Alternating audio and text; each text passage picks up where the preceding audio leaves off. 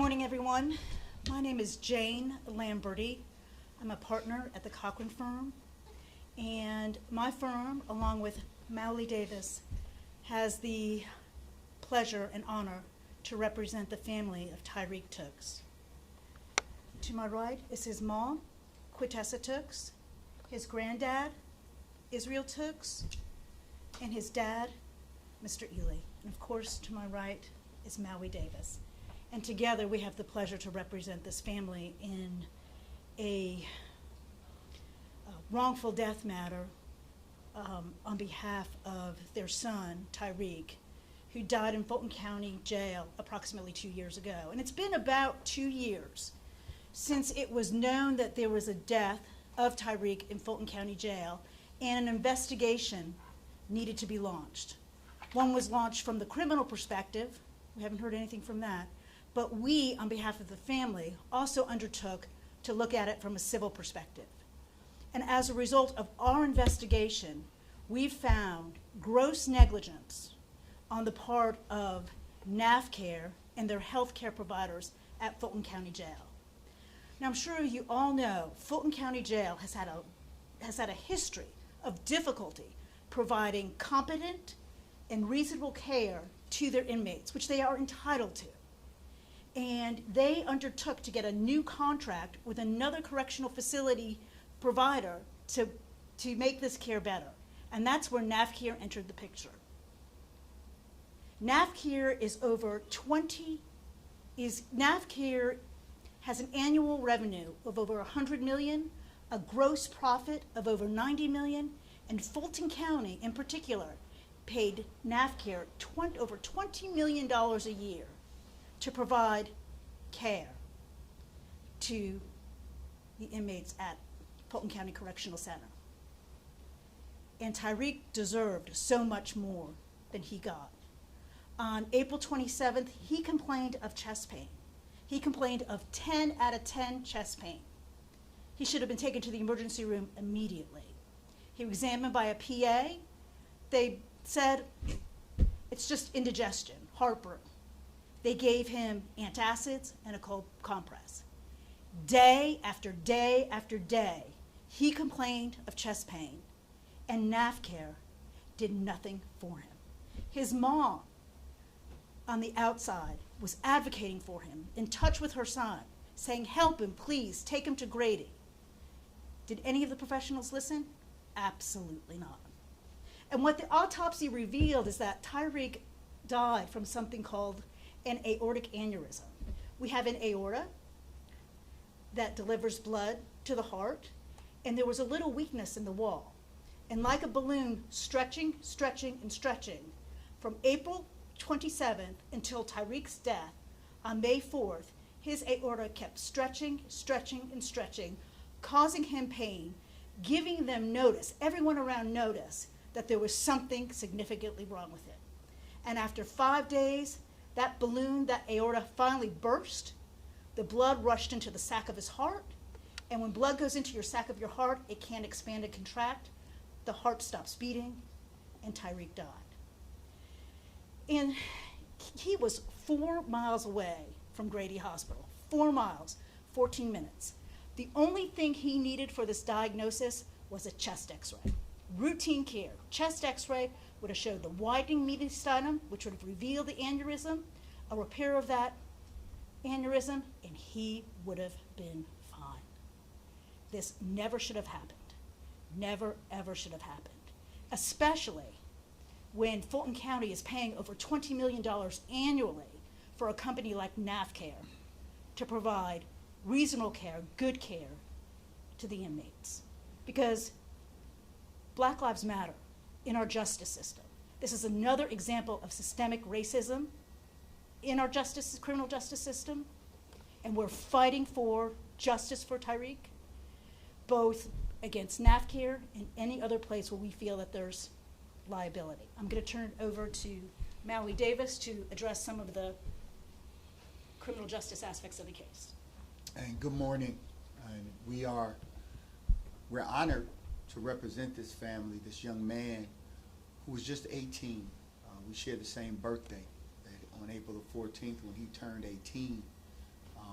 he was moved into a different part of the jail where older inmates were. And he's a young man who you saw he was anticipating and expecting graduation, and he had his thorough high school. He had this family who loved him deeply and who supported him, who were so concerned about him that mom called, went there to the Rice Street jail repeatedly, trying to advocate for her son, knowing that he was not a complainer. So when he complained, she knew there was something wrong, and she communicated that and asked, please take him to the hospital. Literally begged, please take him to the hospital. And unfortunately, the voices that we have as black folk in America are not always heard. We have the voice, but they're not heard. And so this mother's voice was not heard. This 18-year-old with a bright future, his voice was not heard. And because they were dismissed summarily in the way that they were dismissed, that young man is not here and his potential is not realized. His grandfather, who stands here, who I've known for almost 20 years, has just been a bedrock and steadfast in supporting his grandson, in supporting other young men, and for his grandson to perish in this way has been heartbreaking to him. And so we're clear that the criminal justice system in America doesn't value black lives in the same way that it values white lives. They don't hear black voices in the same way that they hear white voices. And so it is our sacred obligation as a firm, as lawyers, to fight this fight for Tyrique, but in a broader sense, for every other young person who might find themselves behind bars. He was not convicted of anything. He was being held there, had a bond. And so this was a matter of not taking a life where his life should be taken, but in fact, he was in their care and custody. Had he been in his mother's care and custody and he complained to her and she didn't take him to seek treatment, they would be seeking arrest warrants for her. And that's the reality of what we're faced with. I'll tell you what we know as it relates to the criminal investigation. We had a meeting 3 weeks ago with the new district attorney, Fonnie Willis. She assured us that she was going to be completing an investigation within the next 6 to 9 months. And of course, we're now 2 years away from this tragedy. And so that makes it difficult. It makes it hard for this mom to have to wait additional time, but we respect this timeline and we know that this investigation continues. So we not only want those that are civilly liable to be held responsible for not doing what it was that they had a duty to do, but we also want to make sure that the criminal investigation is done thoroughly and completely, and that anyone who can be held criminally liable is held such. And that is our commitment to this family, to this mother, to this grandfather, and to this father, that Tyrique's life mattered. And we will do everything in our power to ensure that his life mattered in every aspect of the justice system. I'd like to introduce his mother so that she can say a few words on behalf of her son and really on behalf of the family. Miss Kwitessa Tookes.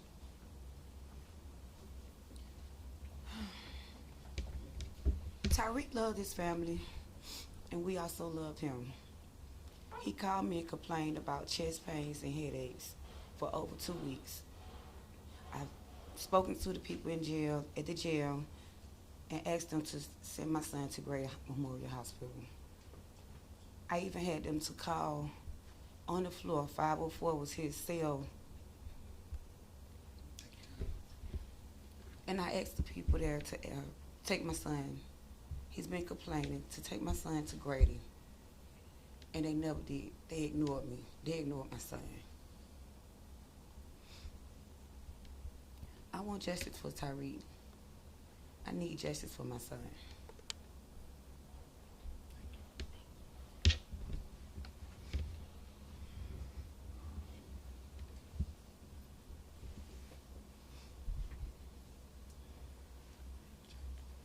This is Mr. Ealy, Tyrique's dad.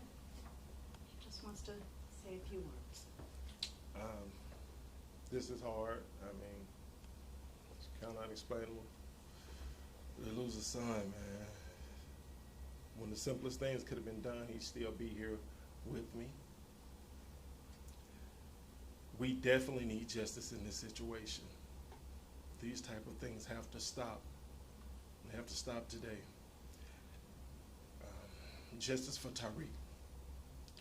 I miss you so much, son.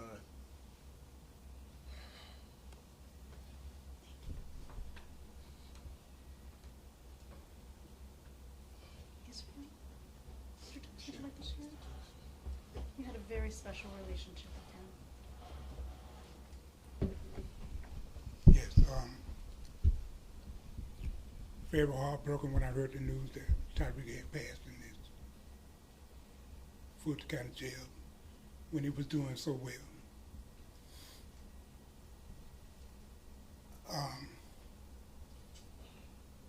He just only could have taken him to Great Hospital. I'm thinking maybe he could have taken him also to urgent care. Could have checked the blood pressure, could have hit him vital signs. He will be alive with us today.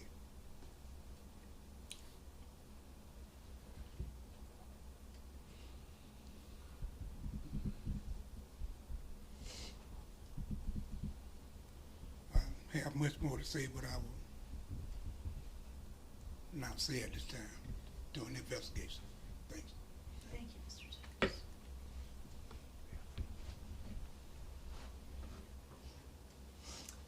Now the Tookes, Mr. Early will take any questions if you have any. Yes. Mrs. Tookes, this question is for you.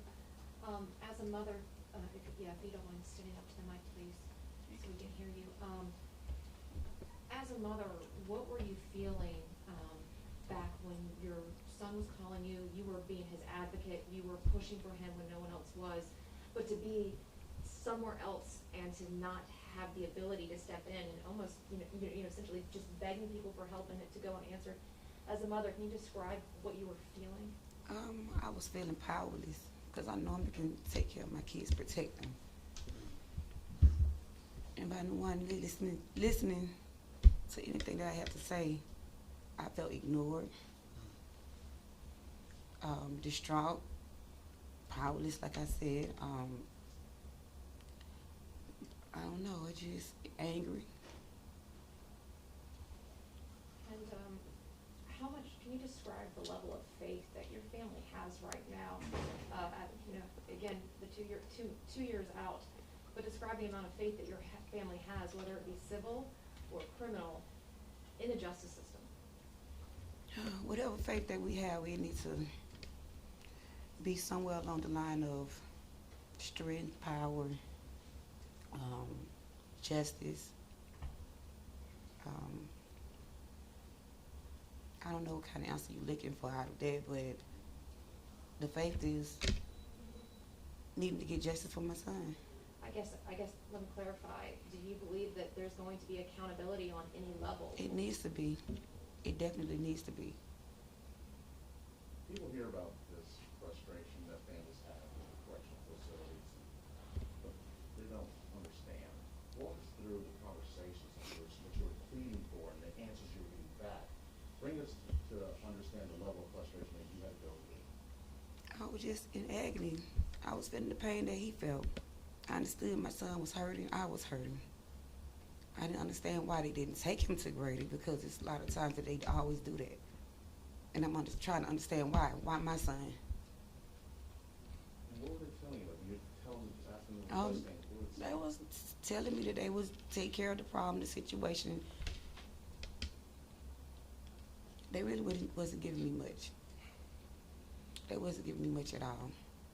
What we know is that in many instances, these private healthcare providers, because they profit on keeping the inmate in the jail rather than sending them out for other services, unfortunately, we see this profit over people routinely.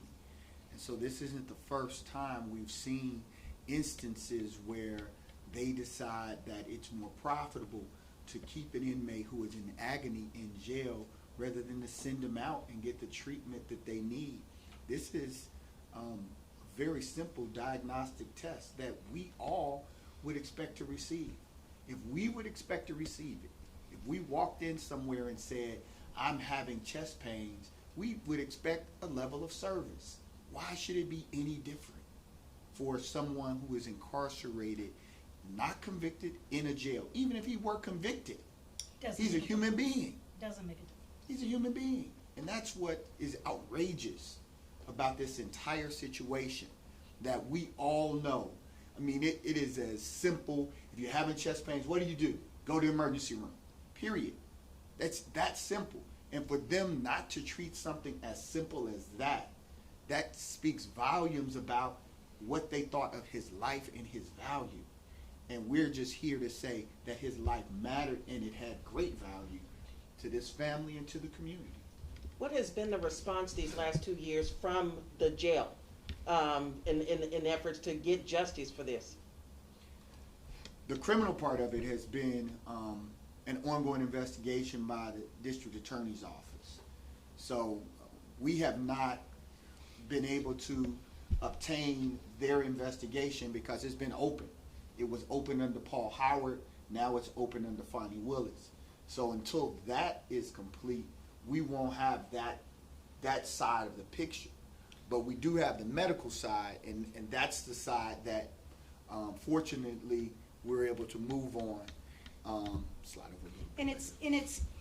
And it's so discouraging that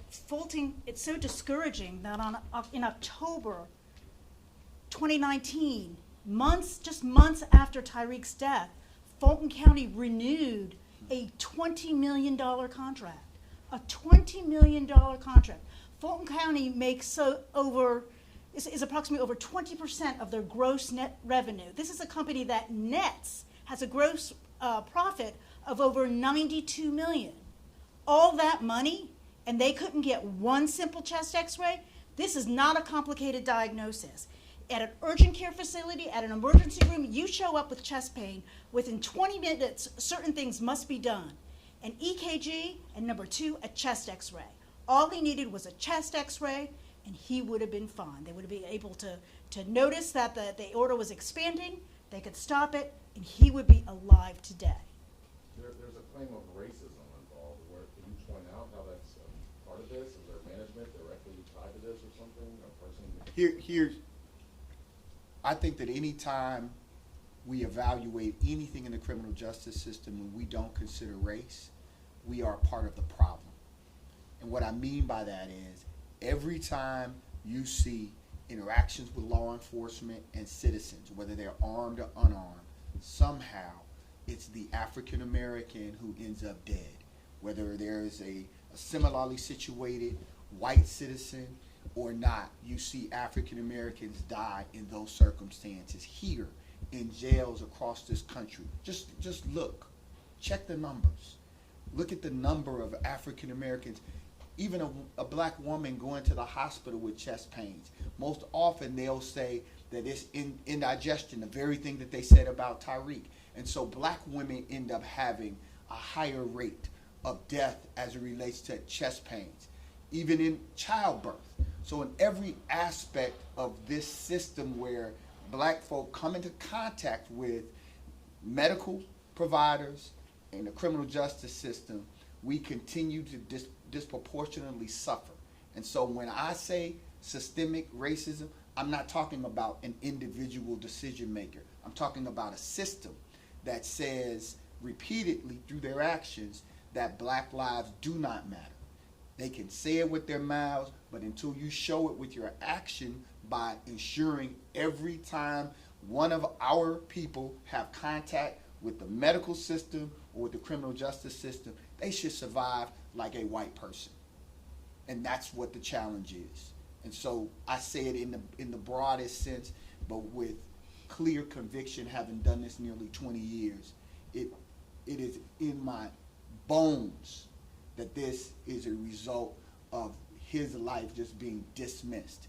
And it can be dismissed by other blacks, it can be dismissed by whites, because the system says our lives don't matter as much. And so it's okay for a black officer to take a life or a black nurse to be dismissive, because the system says so. That's what we've got to change. That's why we continue to fight all of these different battles with the Cochran firm, because this legacy that's here and these lawyers that here, they fight, and they've been fighting, and we get to fight together to try to change this system. What other cases come to mind that are similar to this here recently that, you know, fell through the cracks and had these same missteps, specifically at Fulton County Jail? You could go back to Douglas Brown, who died in the Fulton County Jail several years ago. He was having went into a diabetic coma. You could turn to Shali Tilson in the Rockdale County Jail, who died of dehydration in the Rockdale County Jail. Dehydration after being held for 9 days. And so this is happening all over the country and has been. And it's just... There was one just in Gwinnett a month ago, Mr. Strahan, a young man who was waiting for a bond hearing, not even officially charged, waiting for a bond hearing, had complaints of an ulcer for weeks, and finally the ulcer ruptured, and he died just a month ago in Gwinnett County. In your research, as you kind of put together and prepared for this civil suit, were you able to get any type of information in regards to how many inmates have been, in the past few years, have been transferred for hospital care that were white compared to black, and the percentage of the incarceration number, so that, you know, that it was apples to apples, so to speak? You know, discovery is at its early investigation. It is. We're just starting out. But I will tell you this: NaphCare is a company that's based out of Birmingham, Alabama, and when you look at its leadership at the corporate level, it doesn't look anything like the people they're supposed to be caring for. Things start from the top down. Whether you have doctors accessible and how many are accessible, because Tyrique never even got to see a doctor. He saw a PA. He never even got examined by a doctor. Even a PA should have known to get him to the emergency room. But the number of doctors that they have that are responsive, the quality of the healthcare professionals, the amount of training and policies that need to be in place or should be in place and followed, that starts out with the top. And none of that. I can tell, I haven't gotten their policies yet, but there is no way anyone with 10 out of 10 chest pain goes several days without even a basic EKG or a chest x-ray. That's unconscionable. Have you had any communications with them at this point? No, not at this time. We will be having a lot of communication with them throughout this process. This is in DeKalb County State Court, and we will welcome the opportunity for depositions, cross-examinations, and to get answers for this family.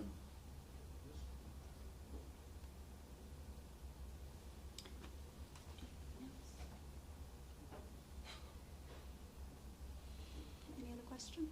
Thank you all. Thank you so much for coming. Yes, ma'am. Can we get some pictures of Tyrique? There's one in the folder. Yeah, I didn't know if you had any other additional ones, because I believe And it's can important to y'all, show send them by face. email, you know, more digital copies of them?